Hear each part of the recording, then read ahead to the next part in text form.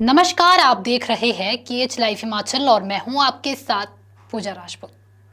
सिरमौर जिला हमेशा से अपनी सांस्कृतिक विविधता और सामाजिक परंपराओं के लिए जाना जाता रहा है।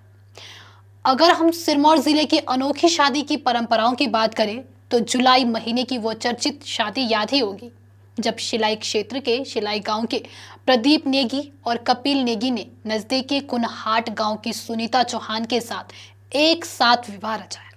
ये शादी हाटी समुदाय की बहुपति यानी पॉलीएंट्री परंपरा पर आधारित थी और इसे पूरी सहमति और समुदाय की भागीदारी के साथ संपन्न किया गया था। उस समय ये समारोह हिमाचल ही नहीं बल्कि देश भर में चर्चा का विषय बना। लेकिन अब सिरमौर ने फिर एक नई मिसाल पेश की। इसी परंपरा के बाद सिरमौर जिले के शिलाई विधानसभा क्षेत्र के नैनीधार के कलोक गांव में एक और अनोखी शादी हुई है। इस बार चर्चा का केंद्र बने हैं दोनों सगे भाई सुनील कुमार बौद्ध और विनोद कुमार आजाद। इन भाइयों ने पारंपरिक धार्मिक रीति रिवाजों और कर्म कांडों को पूरी तरह छोड़ते हुए एक ऐसा विवाह किया जो आधुनिक सामाजिक चेतना का प्रतीक बन गए।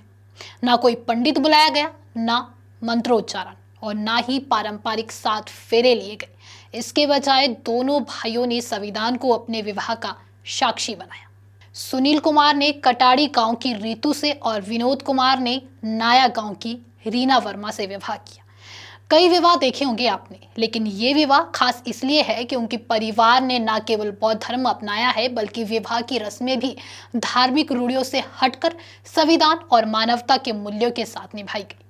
इस विवाह की सबसे दिलचस्प बात यह भी रही कि आमंत्रण पत्र, जो शादी का कार्ड होता है, उस पर तस्वीरों के स्थान पर एक तरफ महात्मा बुद्ध और दूसरी तरफ डॉक्टर भीमराव अंबेडकर की तस्वीर दर्शाई गई थी।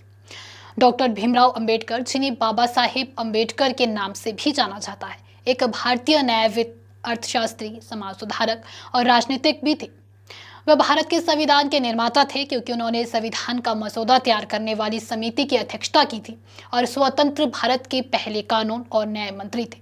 उन्होंने दलितों के सामाजिक भेदभाव के खिलाफ अभियान चलाया और श्रमिकों, किसानों और महिलाओं के अधिकारों की वकालत की। इन विचारों से प्रेरित होकर ये विवाह किया गया।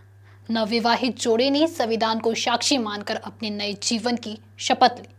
इस पहल से ये संदेश भी जुड़ा, विवाह केवल 2 दिलों का मेल है जिसमें आडंबरपूर्ण कर्मकांड जरूरी नहीं। अब सवाल उठता है, क्या ये विवाह कानूनन मान्य है? भारत में विवाह को वैध बनाने के लिए केवल संविधान को साक्षी मानना काफी नहीं है।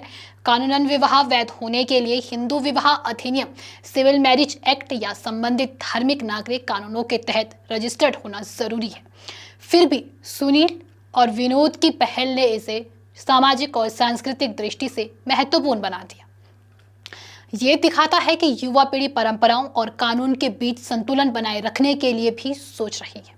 ये विवाह साबित करता है कि बदलाव केवल कानूनी प्रक्रिया तक सीमित नहीं है, बल्कि विचार, समाज और संस्कृति में भी बदलाव ला सकते हैं। समाज और दर्शकों की प्रतिक्रिया इस शादी पर मिलीजुली रही है।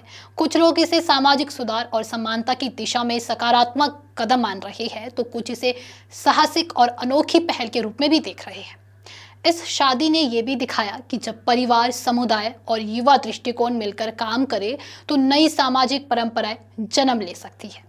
ये विवाह युवाओं के लिए प्रेरणा का स्रोत बनी है और उन्हें सोचने पर मजबूर करती है कि विवाह केवल रस्मों और कर्मकांड तक सीमित नहीं होना चाहिए। पिछली जोड़ीदार भाइयों की शादी की तरह इस बार भी सिरमौर ने एक नई मिसाल पेश की है। आप इस पहल को कैसे देखते हैं? क्या ये सिर्फ एक चर्चा का विषय है या फिर समाज में सुधार की दिशा में एक सशक्त संदेश? कमेंट में अपनी राय हमें ज़रूर दें और अगर आपको वीडियो पसंद आई हो तो वीडियो को लाइक करें, शेयर करें और हमारे Facebook page KH live Himachal को फॉलो अवश्य करें। साथ ही अगर आप हमारे इस वीडियो को यूट्यूब चैनल के माध्यम से देख रहे हैं तो हमारे यूट्यूब चैनल को भी सब्सक्राइब ज़रूर करें। धन्यवाद।